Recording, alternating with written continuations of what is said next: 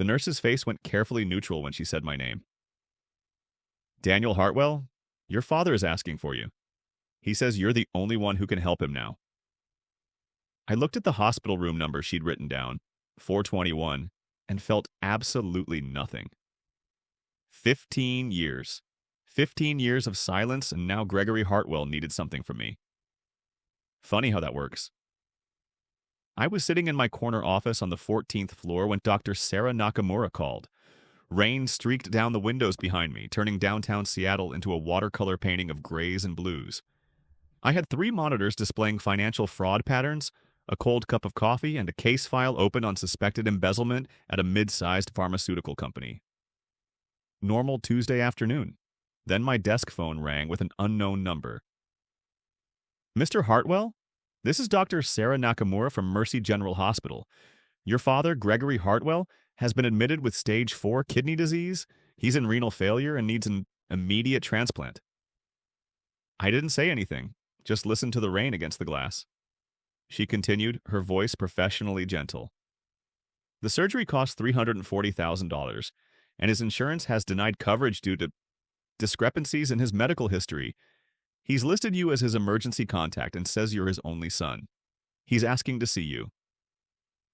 My hand tightened around the phone. Did he tell you why we haven't spoken in 15 years? There was a pause. The kind of pause that means the person on the other end is recalculating their entire understanding of the situation. He said there was a misunderstanding when you were younger. He said you'd both moved on, but that family is family. I actually laughed. Short, bitter, completely humorless. A misunderstanding, that's what he called it? Mr. Hartwell, I don't know your family history, but your father is very ill. If you have any questions about his condition, I'll be there tomorrow, I said, cutting her off. But Dr. Nakamura? Before I walk into that room, I need you to pull his complete financial and medical records. Everything he's submitted to insurance, everything he's claimed on applications. Can you do that? Another pause. That's highly irregular. I'm a senior financial crimes analyst with the Northwest Division. I specialize in insurance fraud and medical claim fabrication. Pull the records, doctor. I think you'll find them very interesting. I hung up before she could respond. Then I sat there for a long time, watching the rain, remembering another October 15 years ago when rain had meant something very different. When rain had meant the end of everything I thought I knew about family. I was 16 years old when my father threw me away. It was 3 days past the anniversary of my mother's death, October 17th. Mom had died 2 years earlier, and I still marked the date like a wound that wouldn't quite heal. I'd spent the weekend quiet, withdrawn, visiting her grave alone, because my father had commitments with his new family. That Tuesday, I came home from school around 3:45. Chemistry test in my backpack that I'd aced, headphones in my ears playing something loud enough to drown out thoughts. Normal teenage soundtrack for a kid trying to survive grief. The moment I walked up the driveway, I knew something was wrong. My bedroom window, second floor, corner room with the oak tree outside, was open. I could see people moving around inside. Not just people. Vanessa's kids, Madison and Connor, carrying boxes, rearranging furniture, laughing about something. They were in my room. My stuff was on the front lawn. Not packed carefully, not organized. Just dumped. Garbage bags full of clothes, my books in a cardboard box already getting damp from the drizzle that had started an hour ago. My laptop sitting on top of a duffel bag like an afterthought. Everything I owned, thrown out like trash on collection day. I stood there, rain starting to soak through my hoodie, staring at the wreckage of my life spread across our lawn. My mother's lawn, the house she'd bought, the home she'd made. The front door opened. My father, Gregory Hartwell, 37 years old, real estate agent, remarried widower, and apparently a man who'd been planning this moment for weeks, stepped out onto the porch. He didn't look angry. He didn't look sad. He looked relieved. Daniel, we need to talk. I couldn't find words. I just pointed at the lawn, at my things getting rained on, at the open window where Madison was now hanging curtains, her curtains, in what used to be my room. Vanessa's kids need more space, my father said, like this was a reasonable explanation, like this was a normal conversation. And honestly, you've been difficult since your mother passed. It's time you learned some independence. Difficult. The word came out choked. Mom died 2 years ago, and you remarried 8 months later. I've barely said anything? Exactly.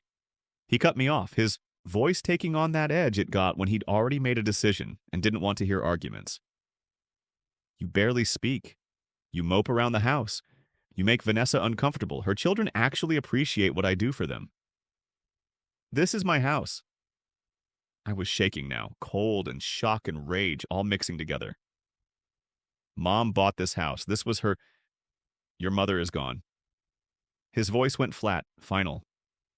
I have a new family now, a better family. One that doesn't fight me at every turn. I've got you a bus ticket to your Aunt Margaret's in Portland. She's agreed to take you. A bus ticket?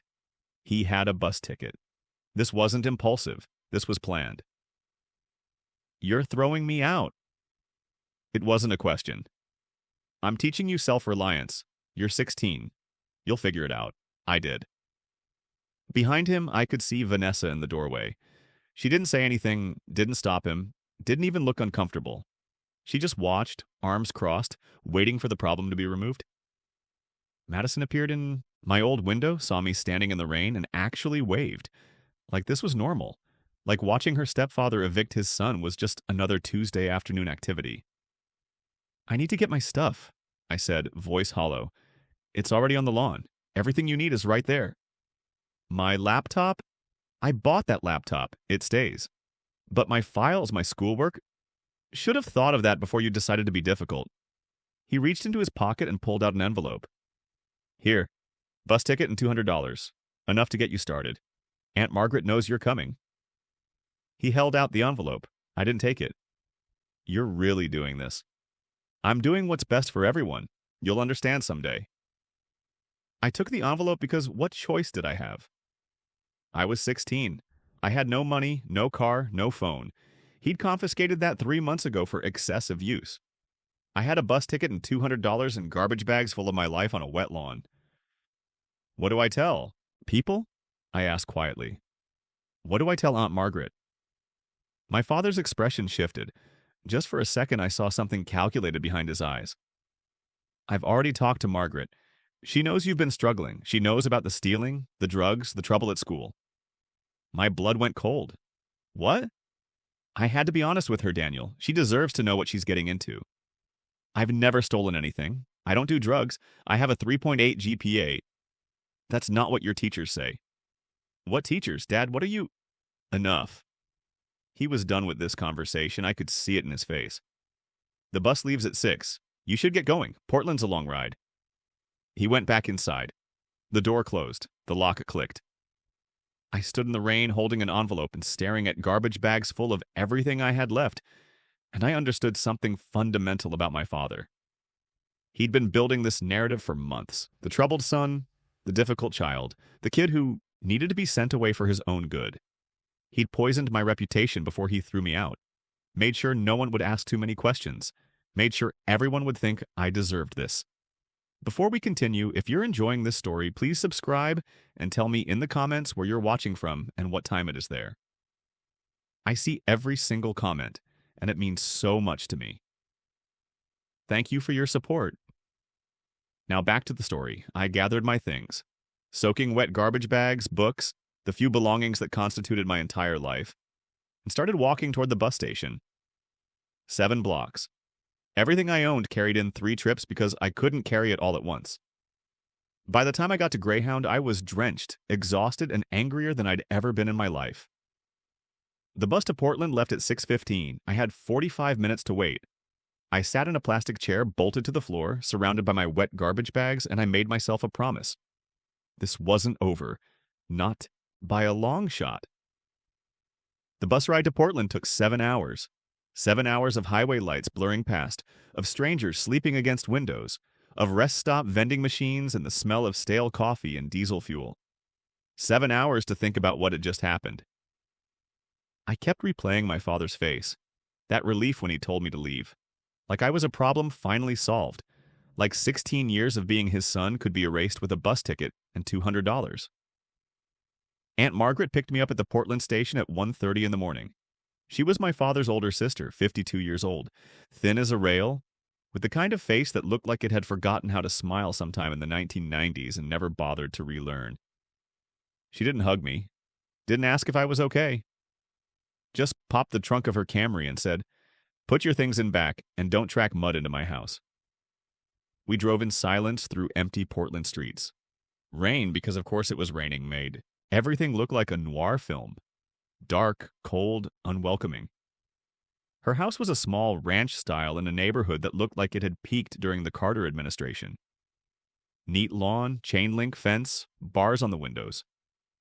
She led me inside, down a narrow hallway that smelled like mothballs and old carpet, to a door that opened onto basement stairs. "You're down here," she said. "Bathroom's at the bottom of the stairs. Don't use too much hot water. I'll wake you at 6, you'll help with breakfast, then we'll figure out school enrollment."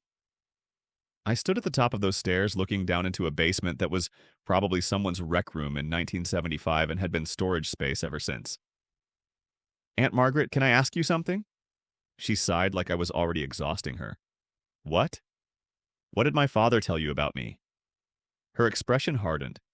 "He said you've been stealing from him, that you've been doing drugs, that you were failing school and refusing to get help. He said you needed tough love and a fresh start." She paused, studying my face. "Is any of that true?" And there it was, the poison, already working. "No," I said quietly. "None of it's true. I have a 3.8 GPA. I've never stolen anything. I don't do drugs. He threw me out because his new wife's kids wanted my bedroom." Aunt Margaret's face didn't change. "That's not what your father said." "I know, but it's the truth." She was quiet for a long moment. Then, "You can stay 3 months. That'll get you through the school semester. After that, you're on your own. I'm not running a charity for troubled teenagers." She turned and walked away, leaving me standing at the top of the basement stairs with my garbage bags full of wet clothes and the crushing realization that no one was going to believe me. My father had made sure of that. I went down into that basement, found an old couch that smelled like mildew and cat urine. There was no cat, just decades of absorbed defeat. And I sat there in the dark, for a long time. That's when I remembered what my mother had told me. It was 2 years earlier. I was 14 and Mom had been sick for 6 months. The cancer had spread faster than anyone expected, and we both knew she was running out of time. She'd been setting things in order, making arrangements, trying to prepare me for a world where she wouldn't be there to protect me. One afternoon, she called me into her home office. She looked so small in her desk chair, wrapped in a blanket even though it was July. But her eyes were sharp, focused. She had that look she got when she was about to tell me something important. "Daniel, baby, come sit down." I sat in the chair across from her desk, the one I'd sat in 100 times while she helped me with homework, or listened to me complain about middle school drama. "I need to tell you something, and I need you to remember it." "Can you do that for me?" "Yeah, Mom, of course." She pulled out a small piece of paper and wrote down a number, 4478-2193. "This is an account number at First National Bank. There's a lockbox there in your name. When you turn 18, you can access it. Inside, there's documentation for a trust fund I've set up for you. Life insurance, some investments. It's yours, Daniel. Yours alone." "Mom, you're going to be fine. Listen to me." Her voice was gentle but firm. "I hope I'm wrong. I hope I have 20 more years to watch you grow up. But if something happens to me, you need to know about this money. It's $380,000. It's for your education, your future, your life." $380,000. I couldn't even conceptualize that much money at 14. "But here's the important part, baby. Don't tell your father." "What? Why?" She was quiet for a moment, choosing her words carefully. "Your father is a good man in many ways, but he's weak when it comes to money. And if he remarries, when he remarries, because he will, he doesn't do well alone. His new wife will have opinions about what should be done with family money." "You think he'd try to take it?" "I think people convince themselves that they're entitled to things that don't belong to them. I think your father will need to believe that taking care of you means controlling your future. And I think a new wife with children of her own might have ideas about fairness and sharing that don't include protecting you." She took my hand. Her fingers were cold, always cold by then. This money is protected. It's in an irrevocable trust with you as the sole beneficiary. But people can contest trusts. They can claim you're incompetent or unfit. They can tie things up in court for years, so don't tell him. Don't tell anyone. Memorize that account number, and when you turn 18, you go to Patricia Rodriguez. She's my attorney and my best friend. She'll help you. Patricia Rodriguez, I repeated. She'll have all the documentation. She knows what to do. Promise me you'll remember this. I promise, Mom. She smiled, tired and sad and loving. You're going to be okay, Daniel. You're stronger than you know. You're my hidden gem. 6 weeks later, she was gone. And now, sitting in Aunt Margaret's basement at 16 years old with everything I owned in garbage bags, I finally understood what my mother had been trying to tell me. She'd known. Somehow she'd known that my father would choose someone else over me, that I'd need protection from my own family, that I'd need a way out that no one could take from me. I pulled out the soggy piece of paper where I'd written her words 2 years ago, hidden in my wallet behind my school ID. 4478-2193. Patricia Rodriguez. 2 more years. I just had to survive 2 more years, and then I could access what my mother had left me. Then I could build a life my father couldn't touch. I lay down on that mildew couch in that cold basement, and I started planning. The next 3 months were the hardest of my life. Aunt Margaret wasn't cruel exactly. She was just indifferent. I was a burden she'd agreed to carry for 90 days, and she made sure I understood the terms. I had a curfew, 8 p.m., no exceptions. I had chores, dishes, laundry, yard work, whatever she needed. And I had rules. No noise after 9 p.m., no visitors, no phone calls past 10 minutes. She enrolled me at Jefferson High School, told the administrators I was her nephew from out of state, that I'd had some trouble and needed a fresh start. I could see the judgment in their eyes, the assumption that I was the problem. I kept my head down, went to class, did my homework in the basement by lamplight, didn't make friends because I didn't trust anyone enough to get close. But I also did something else. Something my father didn't expect. I got a job.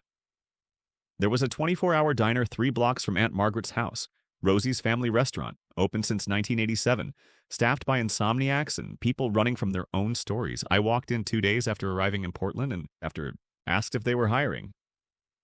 The manager, a woman named Dolores with bleached blonde hair and a smoker's rasp, looked me up and down.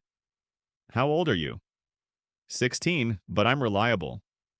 Can you work nights? I can work whenever you need me. She hired me on the spot.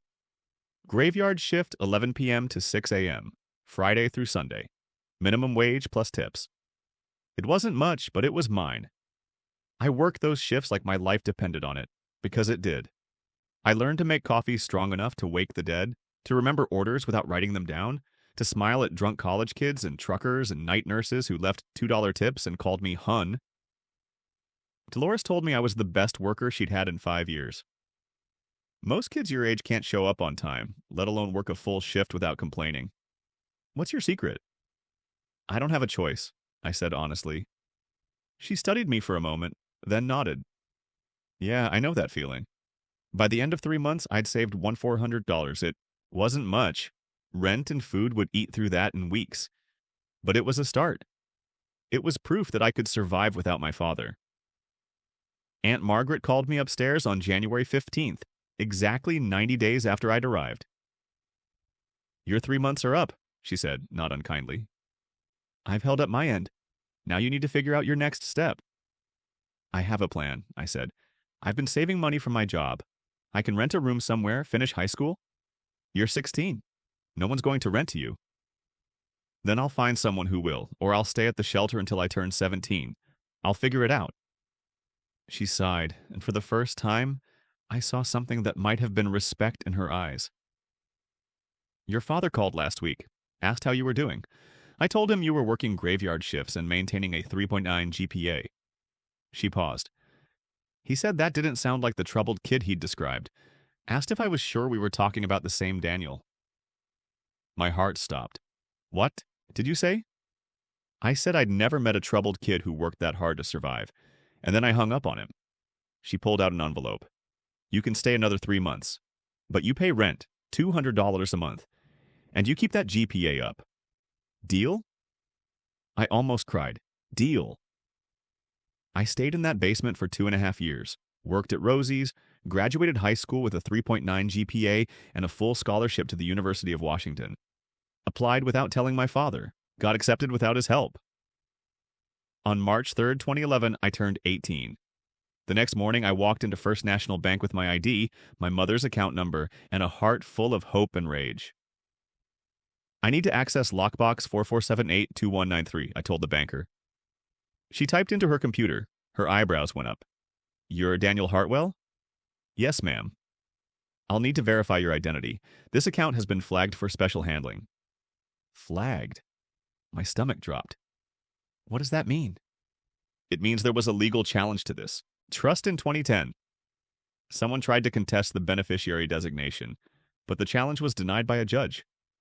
The account is yours, Mr. Hartwell. Completely and legally yours. Someone. I knew exactly who. My father had tried to steal my inheritance while I was sleeping in a basement and eating ramen for dinner. I'd like to contact the attorney on file, I said, voice shaking. Patricia Rodriguez. Of course, I'll call her office now. 3 hours later, I was sitting in Patricia Rodriguez's office, and she was showing me exactly what my father had done. If you're still here with me, I just want to say thank you for listening to my story. Your support goes a long way, and I appreciate every thumbs up and new subscriber. Now, let's continue with the story. Patricia Rodriguez's office was nothing like the slick corporate law firms you see in movies. It was a small suite above a coffee shop in downtown Portland, decorated with family photos and inspirations quotes and a Boston fern that had somehow survived 20 years of legal drama. Patricia herself was 53, with black hair going silver at the temples and eyes that missed absolutely nothing. She'd been my mother's best friend since college, her maid of honor, and apparently the executor of a trust my father had spent the last year trying to steal.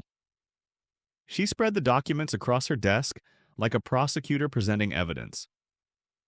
Your father filed a petition to contest your mother's trust in February 2010, she said, her voice professional but tight with anger.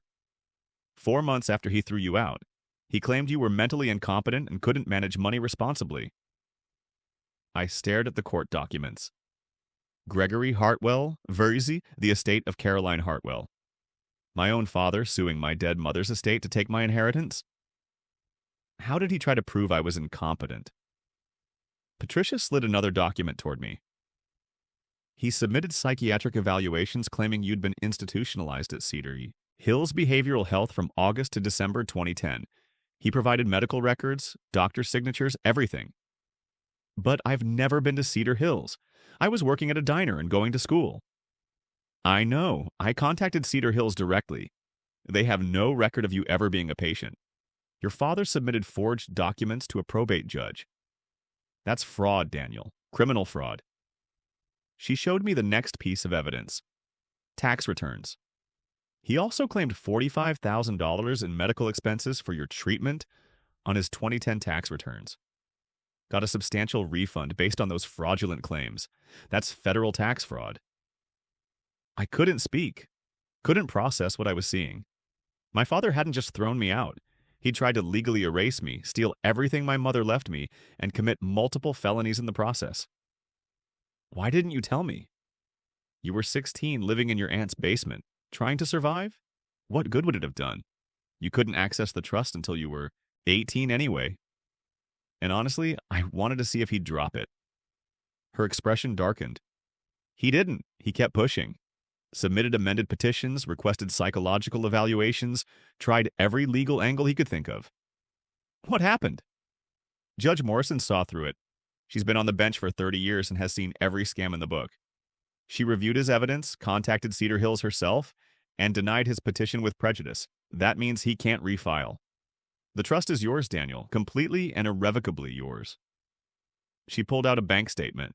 The number at the bottom made my vision blur. $380,000. Your mother was very smart about how she structured this. It's an irrevocable trust with you as the sole beneficiary. Even if you died before turning 18, your father wouldn't have gotten a penny. It would have gone to charity. She made absolutely sure he couldn't touch it. She knew, I whispered. She knew he'd try.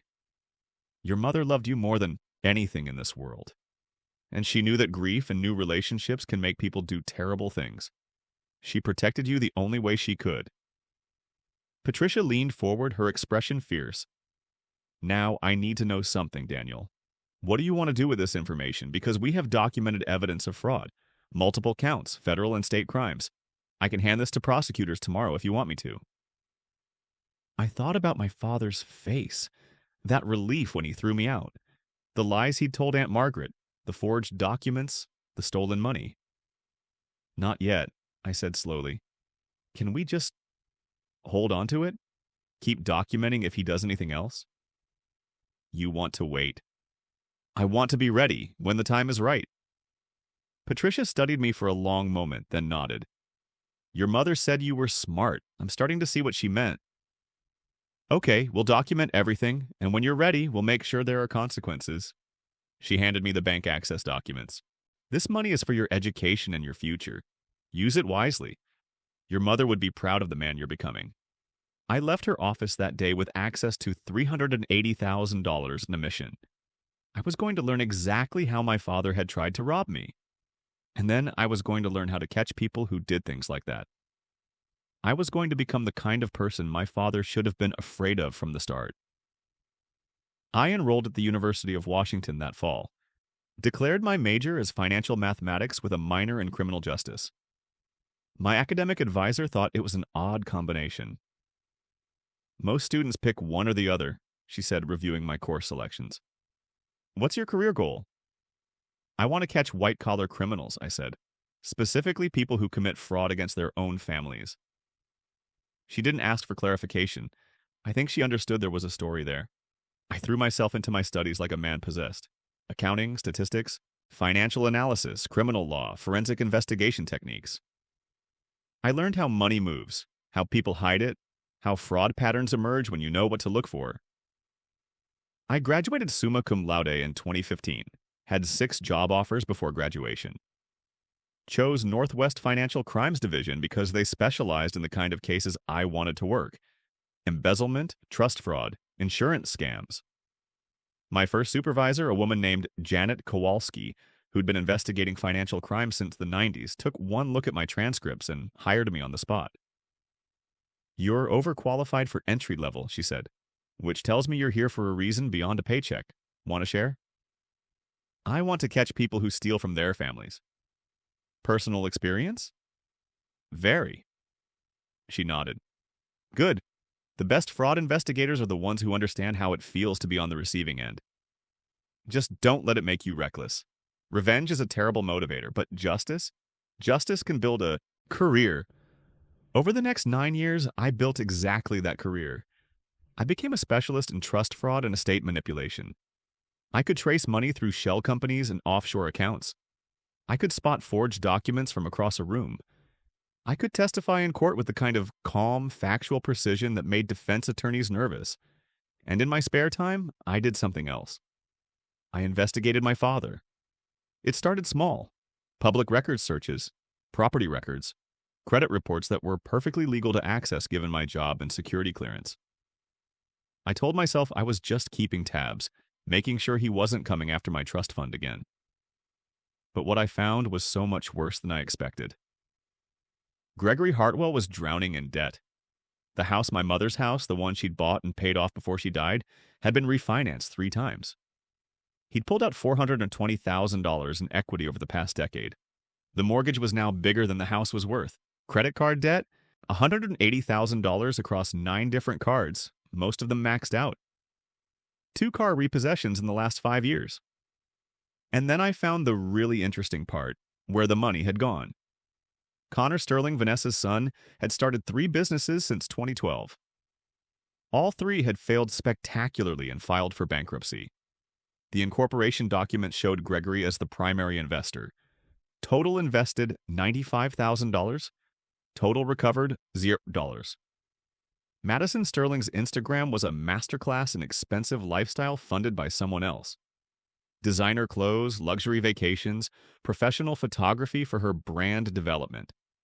I cross-referenced the dates with Gregory's bank records, which I absolutely should not have had access to, but desperate men make sloppy operational security choices, and Gregory had used his birthday as his password for everything.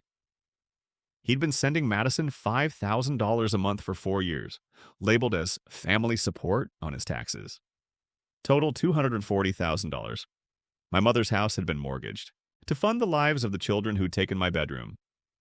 But it got worse. In 2016, Gregory had filed insurance claims for medical treatments that Madison and Connor allegedly received. Complex procedures, expensive therapies. I pulled the claims through our industry database, something I definitely wasn't supposed to do for personal reasons, but I was careful and I knew how to cover my tracks. The treatments never happened. He'd take Madison to routine checkups, then submit claims for expensive procedures. Same with Connor. He'd been manufacturing medical bills and collecting insurance payments for years. Total fraudulent claims, $87,000. And then there were his tax returns. Remember those fake medical expenses he'd claimed for my institutionalization in 2010? He'd continued the pattern. Every year he'd claim massive medical deductions for treatments that never occurred. Family emergencies that didn't exist. Charitable donations he never made. I documented everything. Built files. Cross-referenced dates and amounts. Created spreadsheets that would make any prosecutor weep with joy. By 2024, I had enough evidence to send my father to federal prison for a decade, and I was waiting, patient, methodical. Because I'd learned something important in my years as a fraud investigator. The best cases aren't rushed. You build them brick by brick, document by document, until the wall of evidence is so solid that no defense attorney in the world can knock it down. I'd also learned something else. Men like my father always made the same mistake eventually. They got desperate, they got sloppy, and they reached out to the people they'd burned, thinking enough time had passed that they could ask for help without consequences. I knew that call would come eventually. I just didn't expect it to come while he was dying. If you're still here with me, I just want to say thank you for listening to my story. If it's touching your heart, please take a second to hit that button and maybe share this with someone who needs to hear it. Your support keeps me going, and I'm so grateful for every single one of you. Now, let me tell you what happened when I walked into that hospital. The morning after Dr. Nakamura's call, I dressed carefully. Tailored charcoal suit, white shirt, silk tie, and deep blue. Italian leather shoes that cost more than my father probably spent on groceries in a month. I looked successful, polished. Nothing like the 16-year-old kid he'd thrown out in the rain. I wanted him to see exactly what I'd become without him. I packed my leather briefcase with documents, not all of them, just enough to make a point. The rest were already with Patricia, who I'd called the night before. "It's time," I told her. "Are you sure? Once you start this, there's no going back." "I've been ready for 15 years. Then let's make sure he regrets every choice he ever made." I drove to Mercy General Hospital in my Audi, practical, professional, paid for with money I'd earned, not stolen. Parked in the visitor's lot. Walked through the sliding glass doors into that peculiar hospital smell of antiseptic and anxiety. The ICU waiting room was on the 4th floor. I stepped off the elevator and immediately spotted them. My father's new family, the better family, the one that appreciated what he did for them. Vanessa sat in a plastic chair, flipping through a magazine without really seeing it. She'd aged, 50 now, with blonde hair that was definitely from a bottle, and the kind of tight, worried expression that comes from watching your husband's money run out. Madison was next to her, scrolling through her phone. 28 years old, still chasing Instagram fame with 3,000 followers who didn't care. She looked tired, the kind of tired that comes from maintaining a lifestyle you can't afford. Connor sat apart from them, staring at nothing. 26, wearing a wrinkled button-down shirt and the defeated posture of a man whose third business venture had just filed for bankruptcy. None of them noticed me at first. I was just another visitor, another stranger in their family emergency. Then Vanessa looked up. Her eyes went wide. "Daniel?" The name hung in the air like a grenade with the pin pulled. Madison's head snapped up from her phone. Connor actually turned to look at me for the first time in 15 years. And Vanessa. Vanessa stood up slowly, her magazine sliding forgotten to the floor. "Daniel, is that really you?" I adjusted my briefcase and walked into the waiting room with the kind of calm confidence that comes from knowing you hold all the cards. "Hello, Vanessa." "Madison." "Connor." Madison was staring at my suit, my shoes, my briefcase. doing the math in her head and coming up with numbers that didn't match the narrative she'd been told. Wow, you clean up okay. Thank you. Professional employment tends to require it. Vanessa moved toward me with her arms half extended like she was considering a hug but wasn't sure if it would be welcomed. It's been so long. Your father talks about you all the time. He's been so worried you wouldn't come. I didn't move, didn't return the almost hug, just stood there with my briefcase and let her words dissolve into the uncomfortable silence they deserved. Has he? My voice was perfectly neutral. That's interesting because I haven't received a call, a card, or a single message in 15 years. Vanessa's arms dropped. Well, you're the one who left. Greg said you chose to go, that you wanted independence. Is that what he told you? I let the question sit there. That I chose to leave at 16 with a bus ticket and $200? Madison's eyes flickered with something. Doubt, maybe, or the first crack in a story she'd never questioned. Dad said you were going through a rough time, that you needed space to figure things out. A rough time?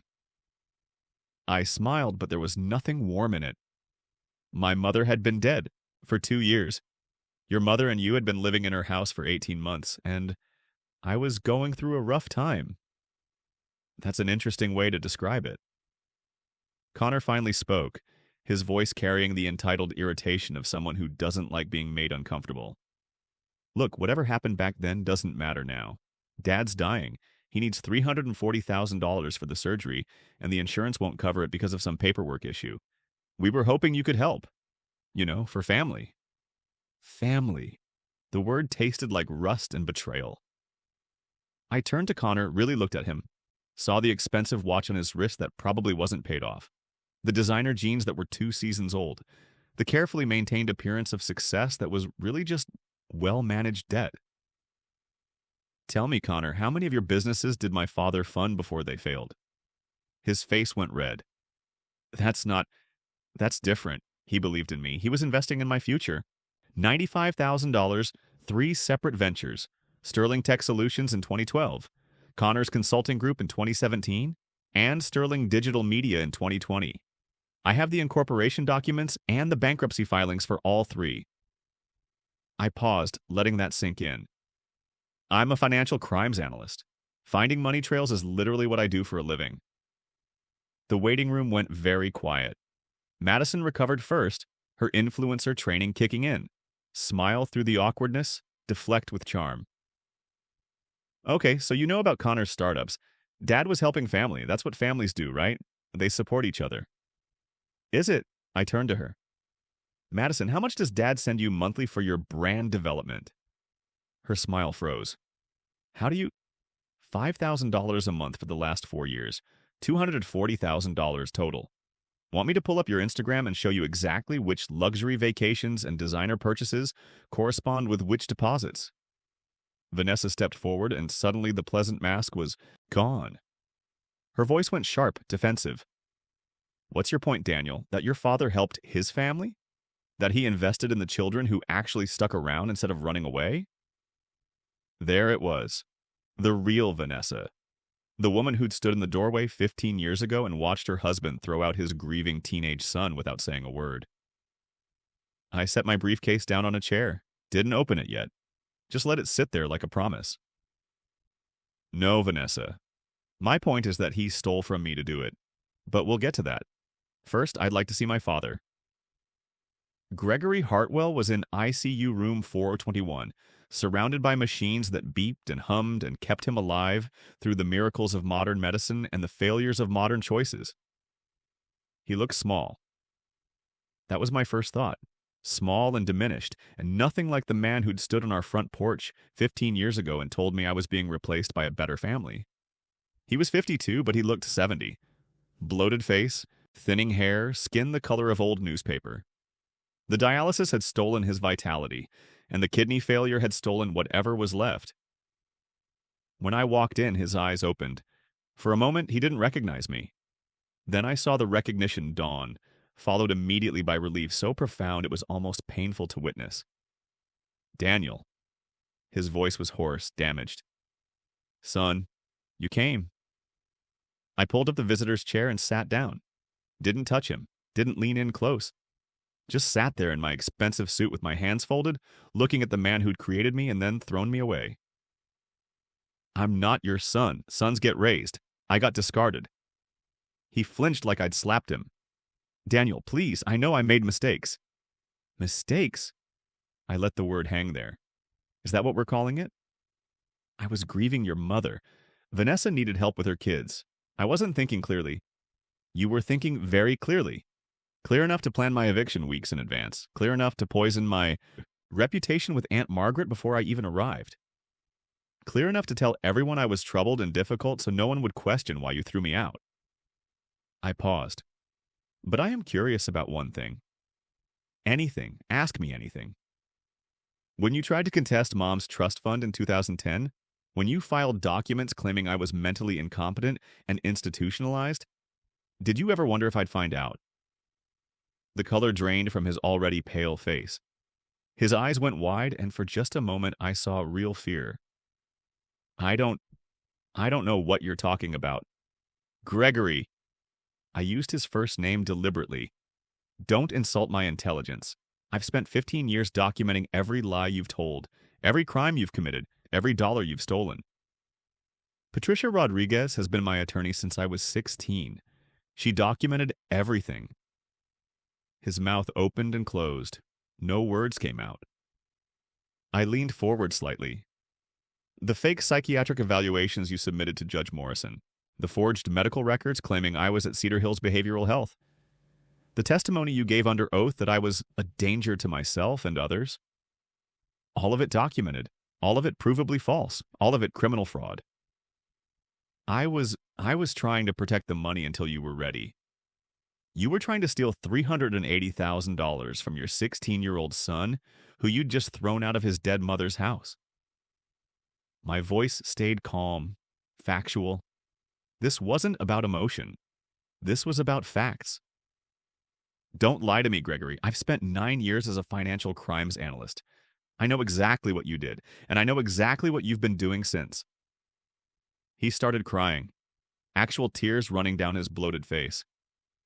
I made mistakes. I was desperate. Vanessa's kids needed help, and I made mistakes.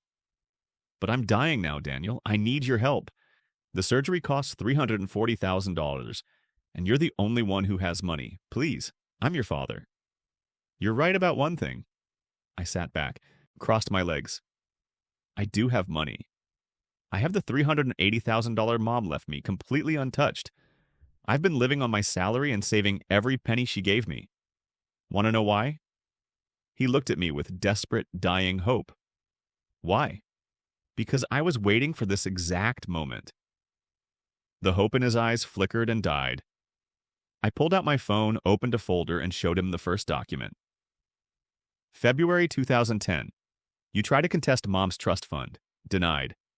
April 2012. You refinance Mom's house for the second time. Pull out $180,000 in equity. Where did that money go? I swiped to the next document. Connor's first business venture. $35,000 invested. Bankrupt in 18 months. Madison's lifestyle expenses. $45,000 in 2012 alone. Vacations to Cancun, Miami, Los Angeles. All while I was working graveyard shifts at a diner to afford community college textbooks. Another swipe. 2016, you start filing fraudulent insurance claims. Madison goes to a routine checkup. You submit a claim for a $12,000. Procedure that never happened. Connor has a dental cleaning. You submit a claim for oral surgery. Total fraudulent claims over 8 years, $87,000. Gregory was shaking now, tears flowing freely. How do you know all this? Because finding fraud is what I do, Gregory. And you've been committing fraud for 15 years. Tax fraud, insurance fraud, medical claim fabrication, wire fraud when you moved money across state lines. You've committed enough federal crimes to spend the next decade in prison. You're going to turn me in. It wasn't a question. I already have. I said it calmly, like I was discussing the weather.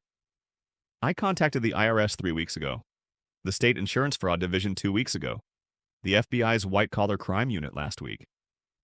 I've handed over 15 years of documentation. They're building a case right now. His heart monitor started beeping faster. A nurse glanced in through the window, concerned. "Why?" he whispered. "Why would you do this?"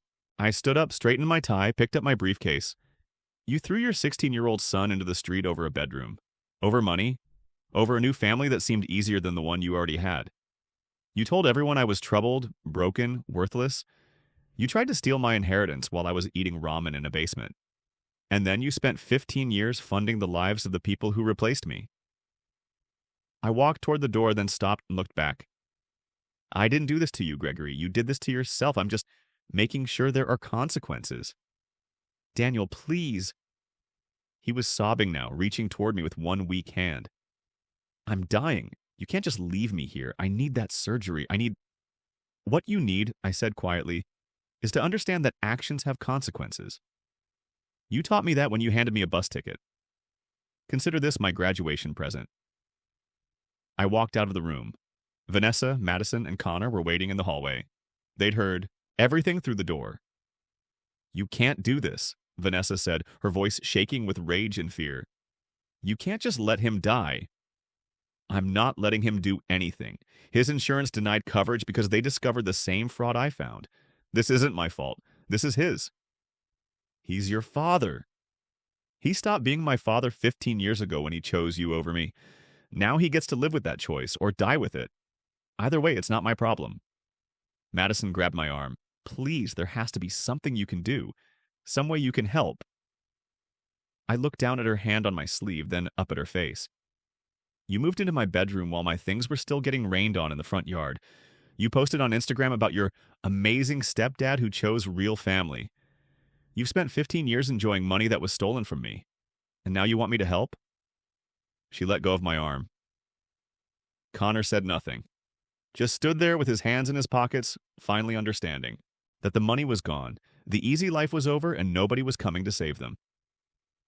I turned to leave, then stopped. "Actually, there is one thing I can do." They all looked at me with sudden hope. "I can offer your father a choice." I made them wait. Not out of cruelty, well, maybe a little out of cruelty, but mostly because I needed Patricia to arrive with the documents. She was flying in from Portland, and her flight didn't land for another 2 hours.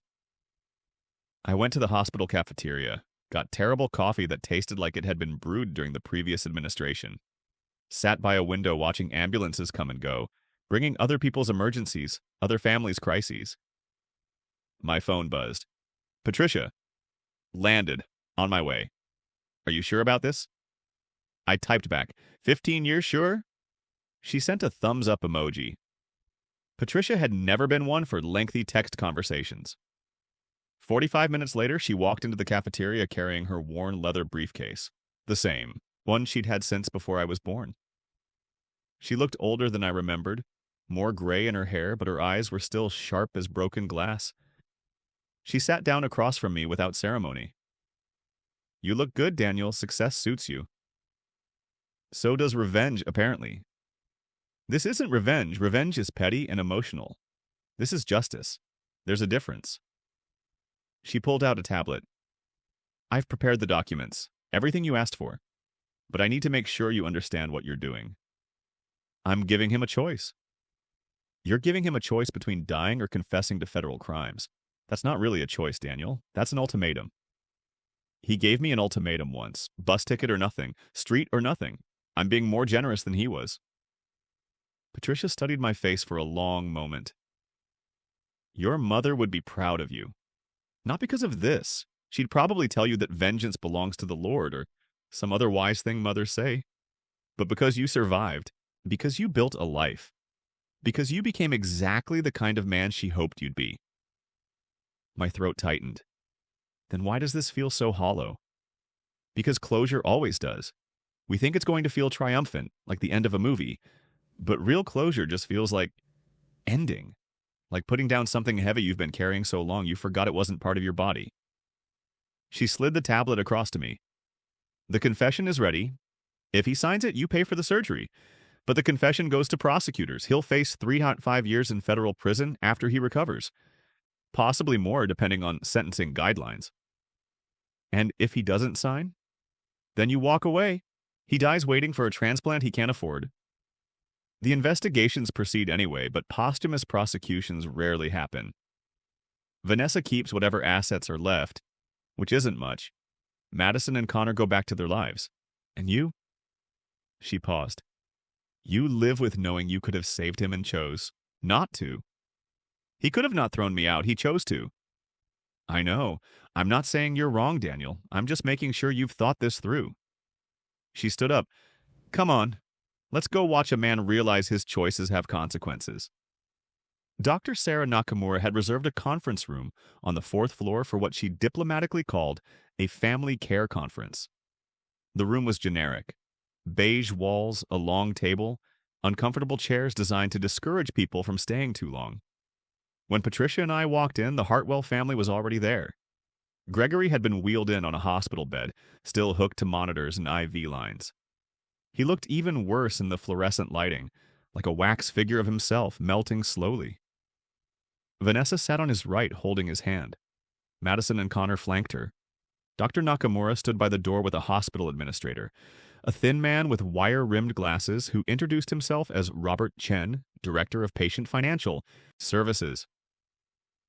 Thank you all for coming, Dr. Nakamura said, her voice carrying professional neutrality. Mr. Hartwell's condition is critical. Without a kidney transplant within the next 2 to 3 weeks, he will likely experience complete renal failure.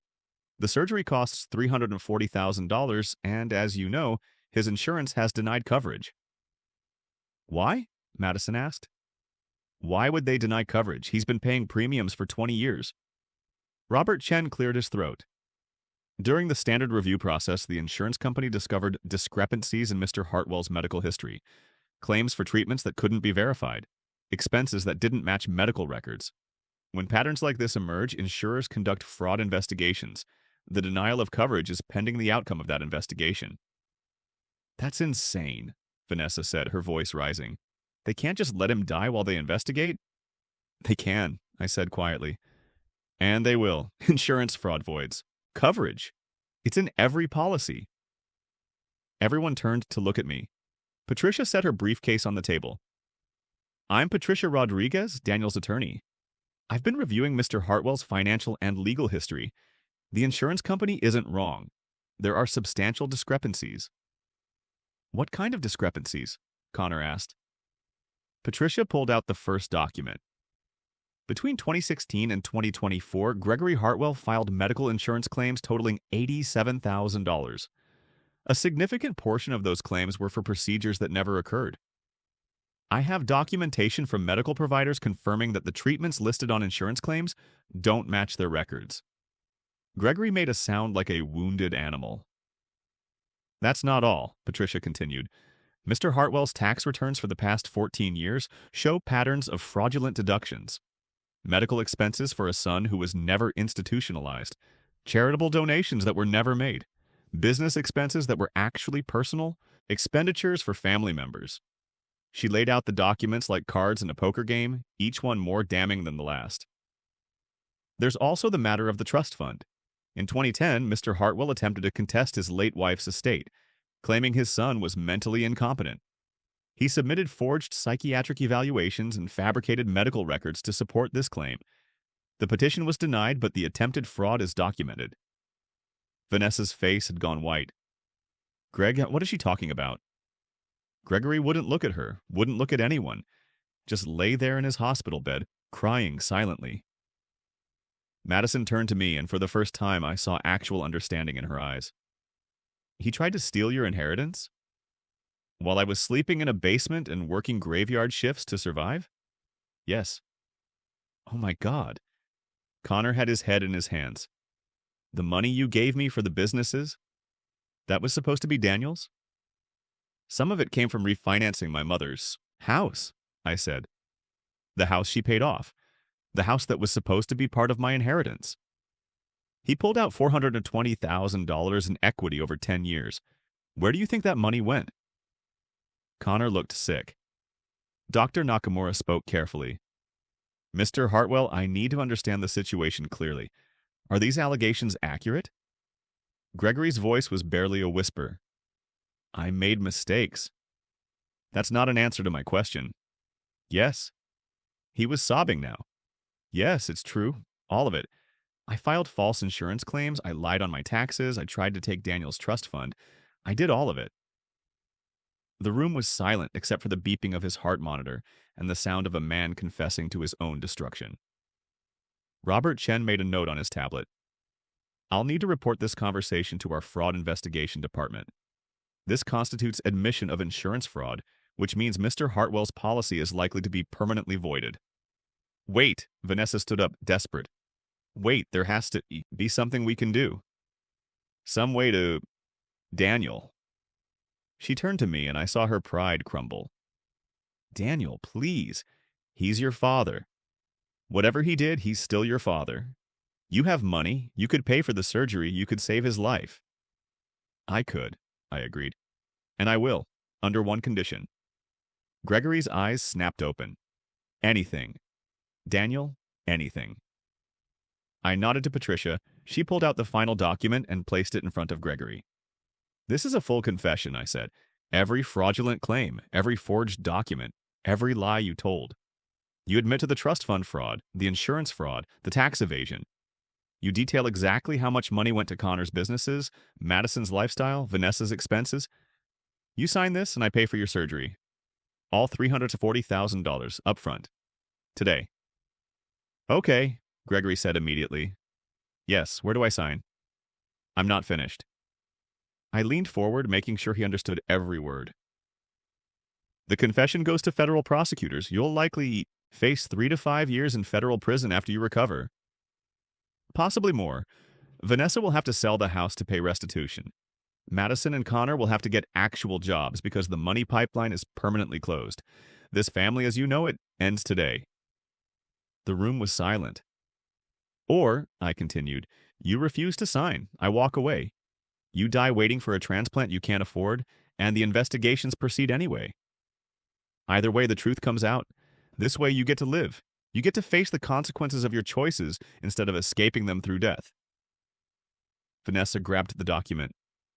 You can't make him sign this. This is coercion. It's a choice, Patricia said calmly. He can choose to sign and live or choose not to sign and die. No one is forcing him.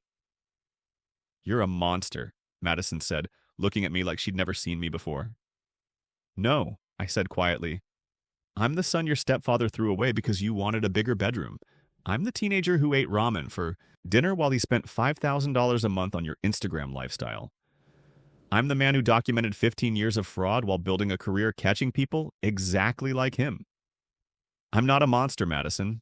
I'm a consequence. Connor hadn't said anything. He just sat there, staring at the table, probably calculating how fast his comfortable life was about to disintegrate. Gregory reached for the document with shaking hands. Give it to me. Greg, no. Vanessa tried to pull it away. Give it to me. His voice cracked. I'm dying, Vanessa. I'm dying. And he's the only one who can save me. I have to sign it. But you'll go to prison. I'll be alive. Prison is better than dead. He read through the confession slowly, his hand trembling. Every page was an itemized list of his crimes, his lies, his thefts. Every fraudulent claim, every forged document, every dollar stolen from his son and from insurance companies and from the federal government. At the bottom of the last page, there was a signature line. Gregory looked at me one last time. If I sign this, you'll really pay for the surgery? I keep my promises. I'm not you. He signed. His signature was shaky, barely legible, but it was legally binding. Patricia witnessed it. Dr. Nakamura witnessed it. Robert Chen witnessed it. I pulled out my phone and made a call to my bank. This is Daniel Hartwell, account number 4478-2193. I need to wire $340,000 to Mercy General Hospital for a medical procedure. Patient name Gregory Hartwell. Yes, I'll hold. 3 minutes later, it was done. My mother's money, the money she'd left to protect me, the money he'd tried to steal, had just saved his life. Patricia picked up the signed confession. I'll file this with the U.S. Attorney's Office tomorrow morning. They'll likely contact you within a week, Mr. Hartwell. I'd recommend getting a criminal defense attorney. A good one. Vanessa was crying. Madison was staring at her phone like it held answers. Connor had his head in his hands. Gregory just lay there alive because I'd chosen mercy, but destroyed because I'd also chosen justice. I stood up to leave. Daniel, his voice was hoarse. Why? Why did you save me if you hate me this much? I paused at the door. Because my mother taught me that being better than someone doesn't mean being crueler. It means having standards they'll never reach. You get to live, Gregory, but you get to live knowing that the son you threw away became the man who could have let you die and chose not to. That the kid you called worthless was worth more than you ever understood. I looked at Vanessa, Madison, and Connor one last time. The house will be sold in the next 6 months. Restitution will take everything that's left. You'll need to find jobs. Real jobs? The kind where you actually earn money instead of stealing it. Consider it a learning experience. Patricia and I walked out together.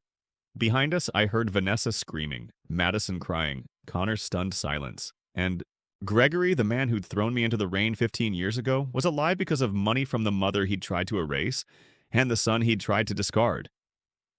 Some revenge is sweet. Some revenge is bitter.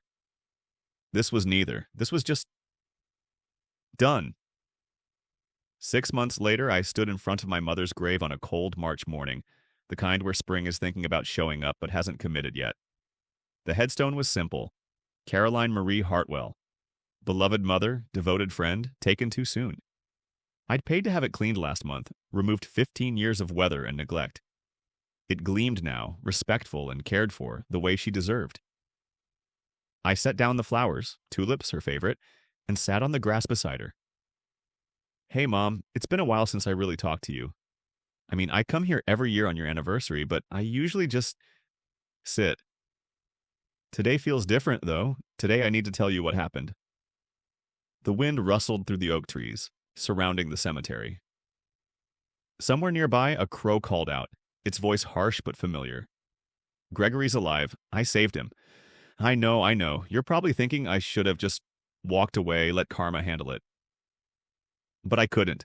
Not because he deserved to live, but because I needed to prove something to myself. That I could be better than him, even when he didn't deserve it. I pulled a blade of grass, twisting it between my fingers. He's in federal prison now. Sentencing was 3 weeks ago. 4 years, eligible for parole after 2.5 if he behaves. The judge wasn't lenient. Said that stealing from your own child while that child was homeless was morally reprehensible and indicative of a character fundamentally lacking in empathy. Those were her exact words. I wrote them down. A couple walked past on the cemetery path, holding hands, quiet, visiting their own ghosts. Vanessa divorced him before the trial, filed the papers from Arizona where she moved with Madison. I heard Madison's working at a call center now. Deletes any comment on her old Instagram post that mentions her amazing stepdad. The internet never forgets, but it does get bored eventually. I smiled despite myself. Connor got a job at a warehouse. Management position, actually. Turns out when you're not waiting for someone to fund your next big idea, you can actually build something real. He sent me an email last month, just said, I'm sorry, I didn't know. I didn't respond. Maybe someday I will, maybe not. The tulips shifted in the breeze, bright yellow against gray stone. The house sold for $340,000. After the mortgages were paid off, there was $47,000 left. It all went to restitution, paying back the insurance companies, the IRS. Vanessa got nothing. The family that replaced me got exactly what they deserved. Consequences. I was quiet for a moment, listening to the wind, feeling the cold seep through my jeans. Patricia says I should feel victorious. She keeps using words like justice and closure. And maybe she's right, but mostly I just feel tired.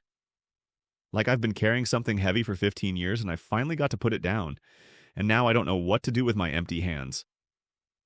A thought occurred to me and I laughed softly. You know what the weirdest part is? I used your money to save him. The $380,000 trust fund you left to protect me from him, I used it to pay for his surgery. I think you'd find that ironic, or maybe you'd say it was exactly what you'd have wanted. That being merciful doesn't mean being weak. That saving someone who tried to destroy you is the ultimate proof that they failed. I traced her name on the headstone with my finger, Caroline Marie Hartwell. I met someone, by the way. Her name is Rachel. She's a high school math teacher. Funny, smart, doesn't take any of my brooding nonsense. We've been seeing each other for 3 months. She knows the whole story. I told her on our second date because I figured if she was going to run, better to find out early. She didn't run. She said anyone who survives what I survived and still chooses to save their father's life is exactly the kind of person she wants to know. Then she told me her own family story, and Mom, it was worse than mine. So we sit together sometimes and talk about the families we survived and the people we became despite them. The wind picked up, colder now. I pulled my coat tighter. I think about that night a lot. The rain, the bus station, the garbage bags. I think about that scared 16-year-old kid who thought his life was over. And I wish I could go back and tell him, it gets better. Not easier, not simple, but better. You're going to build a life that's yours. You're going to become someone your mother would be proud of. And someday, you're going to stand at her grave and realize that you made it. You actually made it. My voice cracked. I let it. You called me your hidden gem. I spent years thinking that meant I was supposed to stay hidden, stay small, stay invisible like I'd been in our family. But I think you meant something else. You meant I was valuable even when no one else saw it. Even when Gregory looked right through me. Even when the world told me I didn't matter. I stood up, brushing grass off my jeans. I see it now, Mom. I see my own worth. And I don't need his approval anymore. I don't need his apology. I don't need anything from him except the knowledge that he has to live with what he did, and I get to live with what I became despite him. I touched the headstone one last time. Thank you for the trust fund. Thank you for seeing what was coming, even when you were dying. Thank you for protecting me the only way you could. But thank you most for trusting me, for believing that someday I'd be strong enough to use it wisely. I picked up my car keys, started walking toward the parking lot. I love you, Mom. I'll come back next month. Maybe I'll bring Rachel. I think you'd like her. 3 weeks later, I was in my office reviewing a new case, possible embezzlement at a tech startup, when my desk phone rang. Unknown number. I almost didn't answer. Daniel Hartwell. Mr. Hartwell, this is Warden Phillips from Federal Correctional Institution, Sheridan. I'm calling regarding your father, Gregory Hartwell. He's asked if you'd be willing to be added to his approved visitor list. I leaned back in my chair, looking out at the Seattle skyline. Rain on glass. Always rain. Did he say why? He said he wants to apologize, that he needs to see you. I was quiet for a long moment. Tell him I'll think about it. How long should I tell him that might take? However long it takes me to decide if I care about his apologies more than I care about my peace. I understand. Should I call back in a few weeks? No need. If I decide to visit, I'll call you. I hung up. Rachel texted me, "Dinner tonight? I'm making that pasta you like." I smiled, typed back, "Yes, I'll bring wine." She sent a heart emoji. My phone buzzed again. Patricia. Prosecutor's office called. They want you to testify at a conference about family fraud cases. Interested? Maybe, I typed. We'll think about it. You're allowed to say no, you know. You don't have to be defined by what he did. I know, but maybe someone else needs to hear that they can survive it too. Your mother would be proud. Yeah, I think she would be. I put my phone down, turned back to my computer, and pulled up the new case file. A father stealing from his daughter's college fund. A familiar story with unfamiliar names. I read through the documents with the practiced eye of someone who'd lived this story from the inside. Some people might say I became a financial crimes analyst because of Gregory, that he shaped my career, my life, my entire trajectory. They'd be wrong. I became who I am because of my mother, because she saw me when I was invisible to everyone else, because she protected me when she knew she couldn't be there, because she believed in me even when she was dying. Gregory didn't make me. He tried to break me. My mother saved me, and I saved myself. I never did visit Gregory in prison. He sent letters. 3 of them. I read the first one, skimmed the second, threw the third away unopened. They all said the same thing. I'm sorry. I was wrong. I miss you. Please forgive me.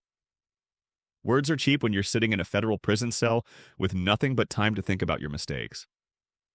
Patricia told me he's eligible for parole in 18 months.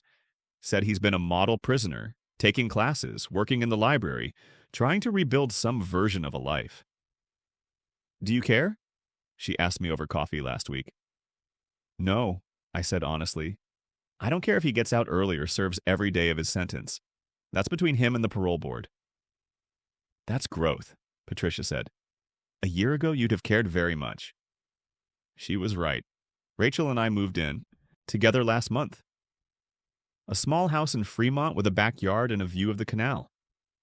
She's already planted tulips along the fence, yellow ones, because I told her they were my mother's favorite. Some mornings I stand at the kitchen window with my coffee and watch the sunrise, and I think about that 16-year-old kid on a bus to Portland with everything he owned in garbage bags. I wish I could tell him, you're going to make it. It's going to hurt, and it's going to take longer than you think, and there will be days when you're not sure you want to keep fighting. But you will. And one day, you'll wake up in a house you bought with money you earned, next to a person who loves you for exactly who you are, and you'll realize that the man who tried to erase you failed completely. You're not extra baggage. You're not disposable. You're not the problem that needed to be solved. You're the solution. You're the survivor. You're the hidden gem that was always valuable even when no one was looking. And you're finally free. Some storms destroy you. Others wash away everything that was never really yours to begin with. 15 years ago, my father handed me a bus ticket and told me to figure out life on my own. So I did. And it turns out I figured it out better than he ever could.